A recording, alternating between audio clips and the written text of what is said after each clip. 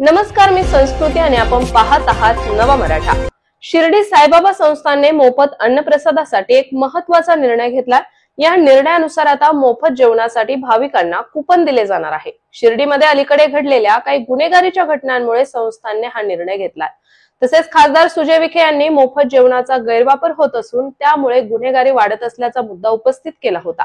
या पार्श्वभूमीवर संस्थानने हा निर्णय घेतला आहे। तसेच भाविकांना साईबाबांच्या दर्शनानंतर रांगेतील उदी काउंटरवर हे कुपन दिले जाणार आहे।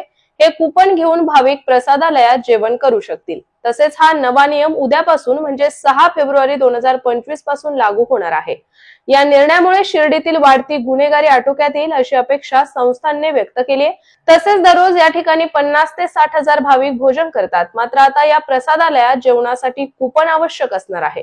पत्रकार परिषद घेऊन साईबाबा संस्थानने ही भूमिका जाहीर केली आहे। शिर्डीत काही दिवसांपूर्वी झालेली दुहेरी हत्याकांड आणि त्यापूर्वी भाजपचे माजी खासदार सुजय विखेंनी वाढत्या गुन्हेगारीबद्दल केलेले वक्तव्य लक्षात घेता आता साई संस्थानने हा निर्णय घेतलेला आहे। यापूर्वी शिर्डीत मोफत जेवणासाठी थेट प्रवेश देण्यात येत होता, मात्र आता फक्त कुपन असलेल्यांनाच प्रवेश दिला जाणार आहे। तर अशाच माहितीपूर्ण बातम्यांसाठी चॅनलला सबस्क्राईब नक्की करा।